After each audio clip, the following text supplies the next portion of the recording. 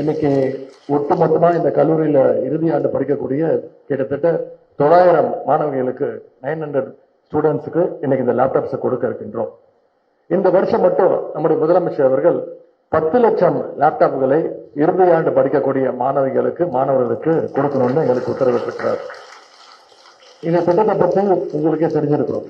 இது முன்னாடி school students கொடுத்துட்டு இருந்தாங்க. சென்ற ஆட்சியாளர்கள் பள்ளிக்கூடம் படிக்கின்ற குழந்தைங்களுக்கு கொடுத்துட்டு இருந்தாங்க. அது பிறகு 2019 ஆண்டு இந்த திட்டத்தை நிப்பாட்டிட்டாங்க. மீண்டும் இந்த திட்டத்தை துவக்கணும்னு எல்லாரும் சொல்லும் போது நம்முடைய முதலமைச்சர் சொன்னார், பள்ளி மாணவர்களுக்கு கொடுக்கறத விட கல்லூரி மாணவர்களுக்கு கொடுக்கும் போது அவங்களுக்கு படிப்புக்கும் இது உதவியா இருக்கும். நாளைக்கு எங்கேயாவது வேலைக்கு சேர்ந்தாங்கனாலும் ஊர்களுக்கு உதவியா இருக்கும். நாளைக்கு ஏதாவது பெரிய நிறுவனங்களை போய் அவங்க வேலை தேடுறதுக்கு வேலை கிடைக்கிறதுக்கும் இது யூஸ்ஃபுல்லா இருக்கும் அப்படின்னு இந்த திட்டத்தை நம்முடைய முதலமைச்சர் அவர்கள் துவக்கி வச்சாங்க. இந்த லேப்டாப்போட டெக்னாலஜியும் குவாலிட்டியும் எந்த வகையிலையும் காம்ப்ரமைஸா இருக்கக்கூடாதுன்னு முதலமைச்சர் அவர்கள் உறுதியோடு இருந்தாங்க. அந்த அடிப்படையில் இன்னைக்கு லேட்டஸ்ட் டெக்னாலஜியோடு தயாரிக்கப்பட்ட விப்ரோ, ஏசர், டெல் லேப்டாப்ஸ் இன்னைக்கு உங்களுக்கு வழங்கப்பட இருக்கின்றது. இன்னும் பெருமையா சொன்னா பெர்ப்ளெக்சிட்டி ஆர்டிபிஷியல் இன்டெலிஜென்ஸ் வசதியோடு இந்த லேப்டாப்ஸ் உருவாக்கப்பட்டிருக்கு.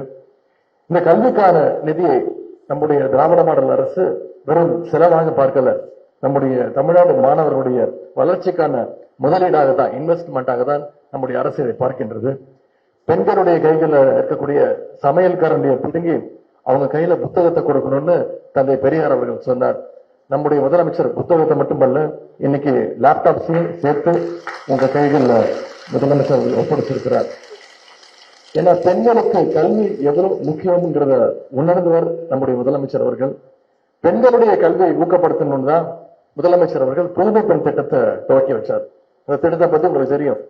அரசு பள்ளியில படிச்சு காலேஜில் படிக்க போன எந்த காலேஜா இருந்தாலும் சரி, தனியார் கல்லூரியாக இருந்தா கூட சரி, பெண்கள் படிக்கணும், மகளிருக்கு கல்வி முக்கியம், படிக்க போனாங்கன்னா அவங்களுக்கு மாசம் 1000 ரூபாய் கல்வி ஊக்கத்தொகையை நான் தர்றேன்னு இன்னைக்கு புதுமை பெண் திட்டத்தை நம்முடைய அரசு செயல்படுத்திட்டு வருது.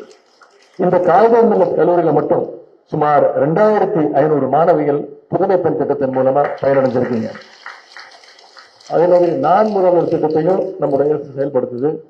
இன்னைக்கு இந்த நாள் முதல்வர் திட்டத்தின் மூலமா இந்த கல்லூரியை சேர்ந்த சுமார் 7000 பேருக்கு ஸ்கில் டெவலப்மெண்ட் கொடுக்கப்பட்டிருக்கு, திறன் பயிற்சி கொடுக்கப்பட்டிருக்கு.